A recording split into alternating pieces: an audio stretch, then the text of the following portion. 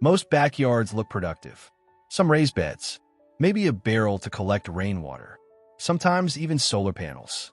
But here's the uncomfortable truth. Most of them would fail within days under real stress. Not because the homeowners didn't try, but because they built designs, not systems. And that difference changes everything. Today, we're going to look at the 4 systems that separate amateur gardening from true backyard resilience. And one of these systems is almost always overlooked, even by those who take backyard farming seriously. If you understand this, your whole approach changes. Before we address the first system, let me ask you something. If your electricity were cut off tonight, if water restrictions were announced tomorrow, which part of your backyard would still function?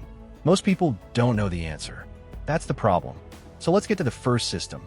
Food production isn't just gardening. Most people think food production means planting tomatoes and hoping for the best.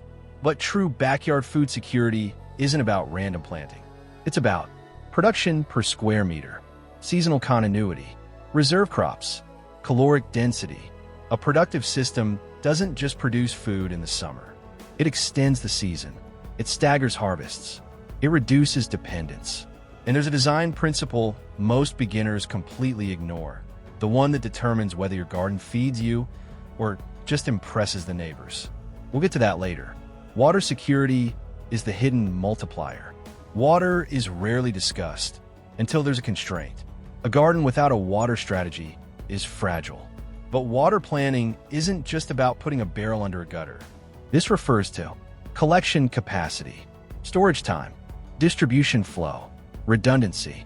A small change in design can double the reliability of a backyard system without doubling the cost. Most people don't realize this.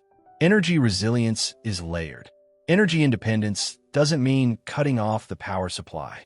That's extreme. Resilience is different. It's multifaceted.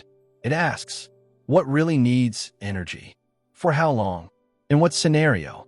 Many homeowners in suburban areas don't need systems completely isolated from the power grid. They need smart backups for critical functions. And the biggest mistake? Overspending on panels, ignoring load planning. Storage and preservation are where most people fail. Producing seems exciting. Storing seems boring. That's why most people skip this step. But here's the reality. Without preservation, production becomes waste. A system that produces food but fails to stabilize the surplus is not secure. It's seasonal.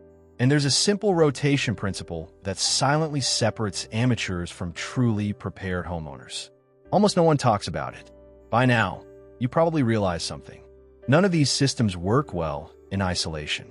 A garden without water planning is fragile.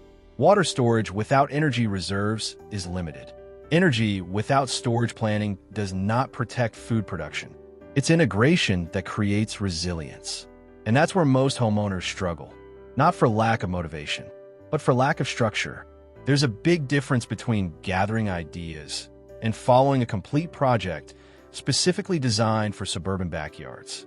Some homeowners choose to build things gradually over the years. Others prefer to start with an organized structure that connects food, water, energy, and storage in a coherent plan. If you're curious to know how this type of structured system works, there's a resource linked below that details it step by step. Take a look, study carefully, and ask yourself, does my backyard have plans, or does it have a system? And if you like the video, leave a like and a comment. See you in the next video.